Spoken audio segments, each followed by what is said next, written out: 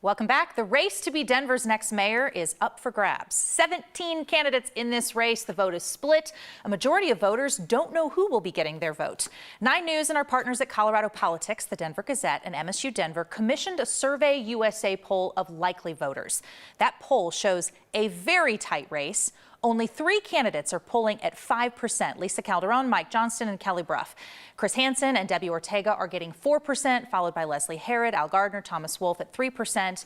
But compare all these numbers to the undecided voters.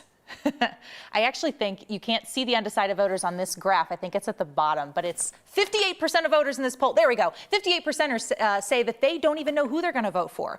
Those 58% could have enormous sway in determining the city's next leader. So joining us today is Dr. Robert Preuhs, who's the chair of the political science department at MSU Denver. And 58%. Boy, oh boy. It's got a lot of people who still have to make up their minds. So Sure. What do you make of that high number of undecideds at this point? Right. Well, you know, it's By the way, we're like weeks out. We are weeks out, but keep in mind that this isn't a presidential election, right? Yeah. And so they haven't been bombarded for months and months, maybe a year, with new names. There are a lot of choices out there. So, you know, those undecideds may be trying to figure out which of the 13 candidates or 17 candidates, or they may be trying to pick between 2 or 3, and we just don't know.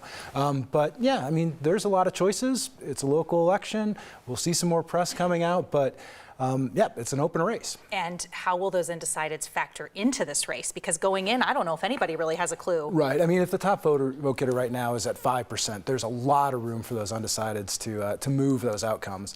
You know, and one of the things the campaigns are trying to do right now is try to figure out how to persuade those undecideds and get them to the camp and get them to vote. So the poll shows 11 candidates within striking distance of making the 2-person runoff. Right. So 11 down to down Yep, to 2. down to 2. What does that mean for the candidates, their campaign strategies over the next month? You just kind of touched on that. But again, I want to reiterate, we're going from a huge number to 2.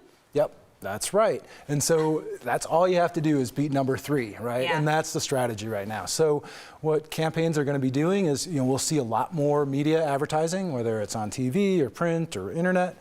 We're also going to see campaigns really starting to get out their ground game, right? Knocking on doors, trying to identify who those potential voters are that they can persuade and that they can get to vote.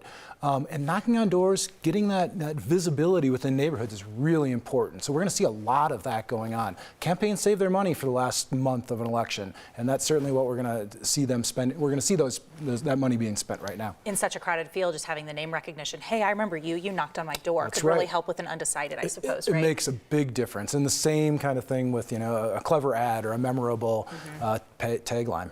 So with the race undecided and all this split, what do you think voters should expect when it comes to results? Are you in the prediction game? Yes, it will be close. I think that's fair. And the top 2 won't get, you know, I think it would be tough right now to expect that the top 2 are going to get much above, if at all, the 20% mark, right? Okay. And so, and the distance between second and third is going to be really close as well. So, yeah, it's going to be a close election. I don't know who, you know, it's good to be in that top 5% or that 5%, those top vote getters right now, but, you know, you're 2 percentage points away if you're number 8 right now. So it's so there's close. a lot of opportunities. Okay. Well, it'll be interesting to see. I'm sure you'll be fascinated. And you were telling me before the interview started, sometimes you guys have the kids over at the school going and watching the election results for elections together. It's like, it's fun sport. It's fun sport. Keep an eye, but also keep in mind, it's really important to vote. This is going to be an important election. It's going to change some of the way we do politics here in Denver. And so, you know, get out, vote, fill in your ballot, participate. Rob Preuhs, thank you so much for joining us from MSU Denver here today.